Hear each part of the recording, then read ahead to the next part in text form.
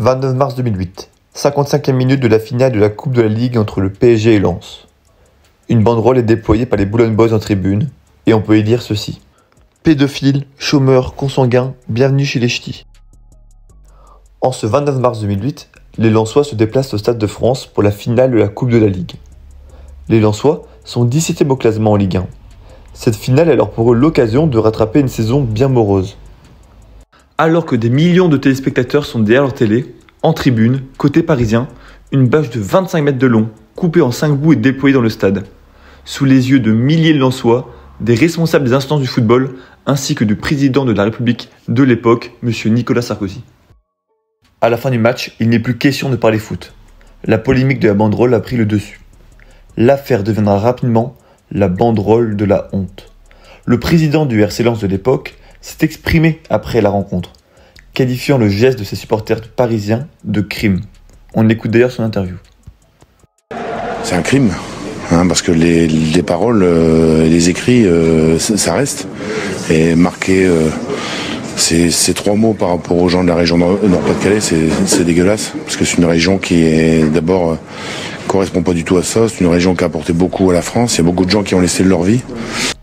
3 jours après le début de cette affaire, Nicolas Sarkozy reçoit en personne à l'Élysée une délégation lensoise réunissant le maire de Lens, Guy Delcourt, l'entraîneur du RC Lens, Jean-Pierre Papin, et son président, Gervais Martel.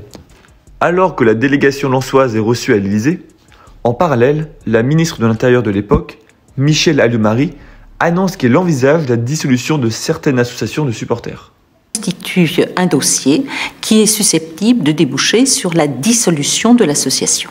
En parlant de ces groupes de supporters, la ministre vise un groupe en particulier, les Boulogne Boys, groupe présent en tribune Boulogne, et d'ailleurs j'ai déjà parlé d'eux lors de ma première vidéo. 2 semaines plus tard, Michèle Alliot-Marie met ses menaces à exécution et annonce la dissolution des Boulogne Boys, association de supporters créée en 1985. Au niveau de l'enquête, en avril 2008, le procureur de la République François Molins annonce l'arrestation de 3 supporters parisiens.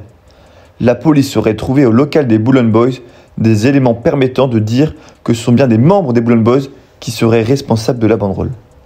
À l'endroit qui est supposé être celui où la banderole a été faite, on trouve des traces de peinture noire et on arrive à lire sur le sol « ch'ti ». L'affaire a pris une tournure que les supporters parisiens mis en cause n'auraient pas imaginé. Mais dans la suite de cette vidéo, nous allons nous intéresser au pourquoi de cette banderole.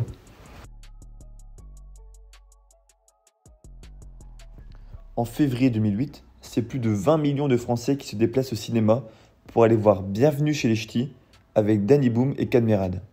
Ce film a marqué profondément l'année 2008, car il met en avant la sympathie, l'entraide et la bonne humeur des gens du Nord, permettant de changer leur image. On comprend alors mieux sur la banderole la signification de Bienvenue chez les ch'tis. Mais pourquoi ces supporters parisiens ont traité les Lensois de pédophiles, chômeurs et consanguins? Pour ce qui est du premier terme présent sur la banderole, la région du Nord-Pas-de-Calais a fait la une les années précédentes pour des affaires très graves, liées à du détournement de mineurs, des viols sur mineurs. On peut par exemple citer l'affaire des frères Jourdain, ainsi que l'affaire Outreau, une des affaires les plus atroces et malheureusement la plus connue en France.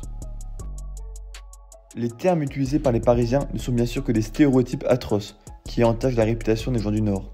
D'ailleurs, la réaction des gens vis-à-vis de la banderole est forte. Quand on voit ça, on prend un coup, quoi. Franchement, on prend un coup. C'est terrible. Parce que ça touche en dehors du football, comme je le dis, et ça touche une région complète, qui est le Nord-Pas-de-Calais. Voilà. Les 2 autres termes utilisés par les Parisiens renvoient pour ce qui est du chômage à la situation économique de l'époque. Les habitants de Lens, et notamment du Nord-Pas-de-Calais, ont été touchés de plein fouet par les différentes crises économiques et industrielles du fait de la fermeture des mines et de la délocalisation d'usines. La misère économique et sociale a eu un impact très fort dans la région. Enfin, le dernier terme utilisé, concernant la consanguinité, fait référence à des affaires d'inceste.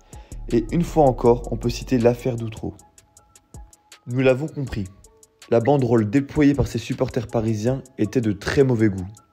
La banderole de la honte, comme on l'appelle, a eu un retentissement national qui a profondément marqué les habitants du Nord. L'affaire va refaire surface en mai 2021, où le bus des joueurs lensois va être tagué, avec cette inscription « Consanguin de merde » et le tag est signé PSG. Les Lensois ont répondu un peu plus tard avec humour à cette dégradation, avec une banderole où on aperçoit les corrections d'orthographe effectuées et le terme « parisien illettré ».